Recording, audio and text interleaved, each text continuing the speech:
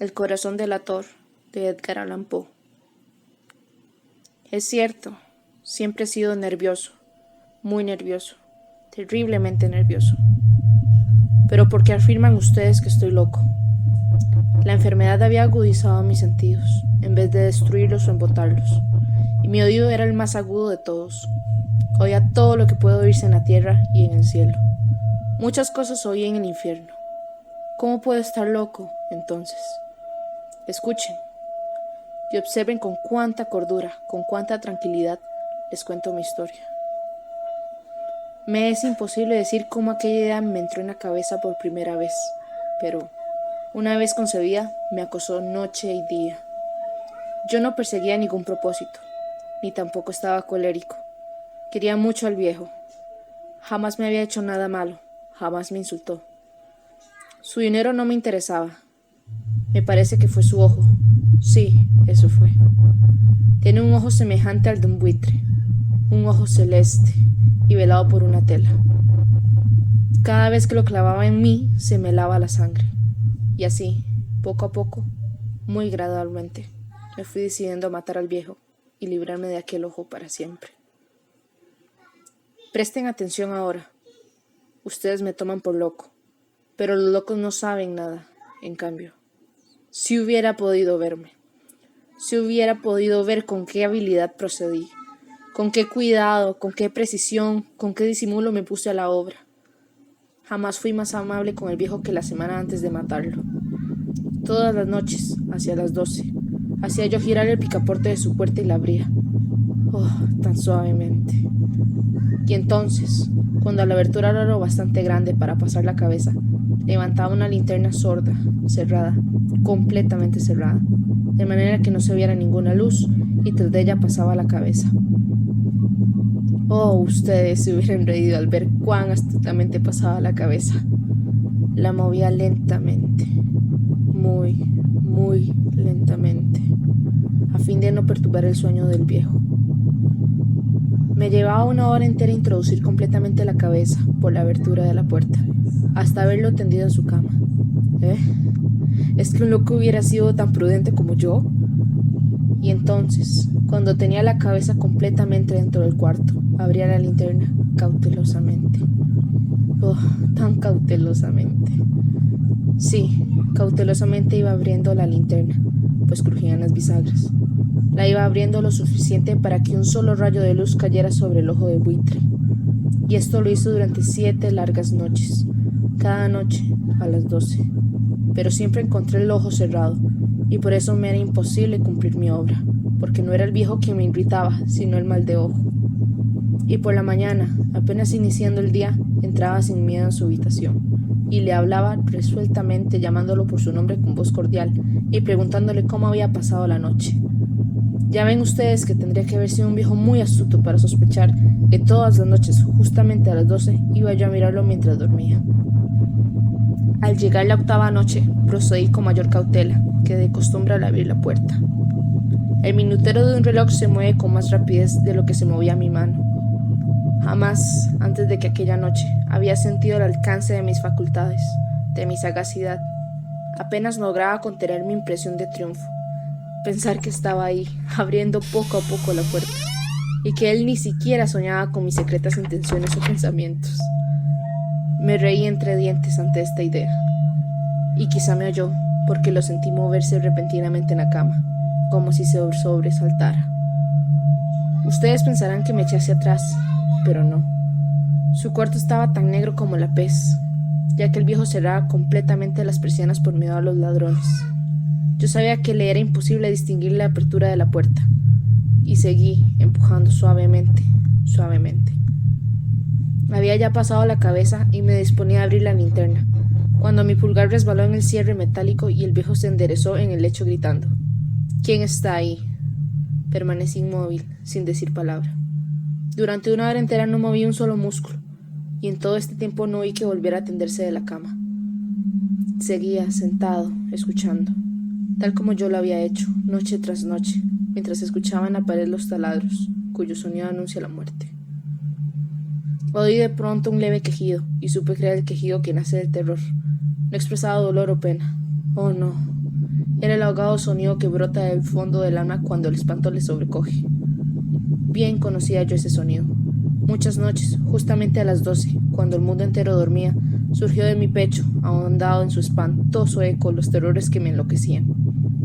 Repito que lo conocía bien. Comprendí lo que estaba sintiendo el viejo y le tuve lástima, aunque me reía en el fondo de mi corazón. Comprendí que había estado despierto desde el primer leve ruido, cuando se movió en la cama. Había tratado de decirle que aquel ruido no era nada, pero sin conseguirlo. Pensaba, no es más que el viento en la chimenea, o un grillo que chirrió una sola vez. Sí, había tratado de darse ánimo con esas suposiciones, pero todo era en vano.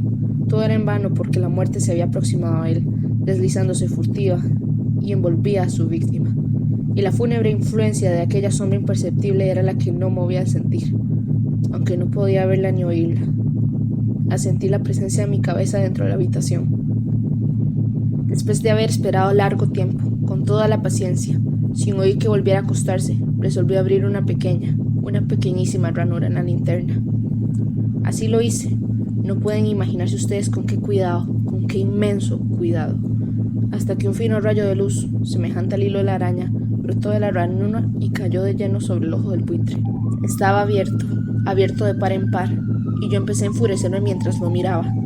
Lo vi con toda claridad y de un azul apagado y con aquella horrible tela que me helaba hasta el tuétano. Pero no podía ver nada de la cara o del cuerpo del viejo, pues, como movido por un instinto, había orientado el haz de luz exactamente hacia el punto maldito. ¿No les he dicho ya que lo que toma errantemente por locura es solo una excesiva agudeza de los sentidos? En aquel momento llegó a mis oídos un resonar apagado y presuroso, como el que podía ser un reloj envuelto en algodón. Aquel sonido me era familiar, era el latir del corazón del viejo. Aumentó aún más mi furia, tal como el redoblar de un tambor estimula el coraje de un soldado. Pero incluso entonces me contuve y seguí callado. Apenas si respiraba. Sostenía la linterna de modo que no se moviera, tratando de mantener con toda la firmeza posible el haz de luz sobre el ojo. Entretanto, el infernal latir del corazón iba en aumento. Se hacía cada vez más rápido, cada vez más fuerte, momento a momento. El espanto del viejo tenía que ser terrible, cada vez más fuerte, más fuerte. ¿Me siguen ustedes con atención? Les he dicho que soy nervioso. Sí, lo soy. Y ahora, a medianoche, en el terrible silencio de aquella antigua casa, un resonar tan extraño como aquel me llenó de un horror incontrolable. Sin embargo, me contuve todavía algunos minutos y permanecí inmóvil. Pero el latido crecía cada vez más fuerte, más fuerte. Me pareció que aquel corazón iba a estallar, y una nueva ansiedad se apoderó de mí. ¿Algún vecino podía escuchar aquel sonido? La hora del viejo había sonado. Lanzado un alarido, abrí de todo la linterna y me precipité en la habitación. El viejo clamó una vez, nada más que una vez. Me bastó un segundo para arrojarlo al suelo y echarle encima el pesado colchón. Sonreí alegremente al ver lo fácil que me había resultado todo, pero durante varios minutos el corazón siguió latiendo con un sonido ahogado. Claro que no me preocupaba, pues nadie podría escucharlo a través de las paredes. Cesó, por fin, de latir. El viejo había muerto. Levanté el colchón y examiné el cadáver. Sí, estaba muerto, completamente muerto. Apoyé la mano sobre el corazón y la mantuve así largo tiempo. No se sentía el menor latido. El viejo estaba bien muerto. Su ojo no volvería a molestarme. Si ustedes continúan tomándome por loco, dejarán de hacerlo cuando les describa las astutas precauciones que adopté para esconder el cadáver. La noche avanzaba, mientras yo cumplía mi trabajo con rapidez, pero en silencio. Ante todo descuarticé el cadáver, le corté la cabeza, brazos y piernas. Levanté luego 3 planchas del piso en la habitación y escondí los restos en el hueco. Volví a colocar los tablones con tanta habilidad que ningún ojo humano, ni siquiera el suyo, hubiera podido advertir la menor diferencia. No había nada que lavar, ninguna mancha, ningún rastro de sangre. Yo era demasiado precavido para eso. Una cuba había recogido todo. ¡Ja! ¡Ja! Cuando hube terminado mi tarea, era las 4 de la madrugada, pero seguía tan oscuro como a medianoche. En momentos en que se oían las campanadas de la hora, golpearon a la puerta de la calle. Acudí a abrir con toda tranquilidad, pues, ¿qué podía temer ahora? Hallé 3 caballeros, que se presentaron muy civilmente como oficiales de policía. Durante la noche, Un vecino había escuchado un alarido, por lo cual se sospechaba la posibilidad de algún atentado. Al recibir este informe, en el puesto de policía habían comisionado a los 3 agentes para que registraran el lugar. Sonreí, pues, ¿qué tenía que temer? Di la bienvenida a los oficiales y les expliqué que yo había lanzado aquel grito durante una pesadilla. Les hice saber que el viejo se había ausentado a la campaña. Llevé a los visitantes a recorrer la casa y los invité a que revisaran bien. Finalmente, acabé conduciéndonos a la habitación del muerto. Les mostré sus caudales intactos y cómo cada cosa se hallaba en su lugar. En el entusiasmo de mis confidencias traje sillas a la habitación y pedí a los 3 caballeros que descansaran allí de su fatiga, mientras yo mismo, con la audacia de mi perfecto triunfo, colocaba mi silla en el exacto punto bajo el cual reposaba el cadáver de mi víctima. Los oficiales se sentían satisfechos. Mis modales los habían convencido. Por mi parte, me hallaba perfectamente cómodo. Sentáronse y hablaron de cosas comunes, mientras yo les contaba con animación.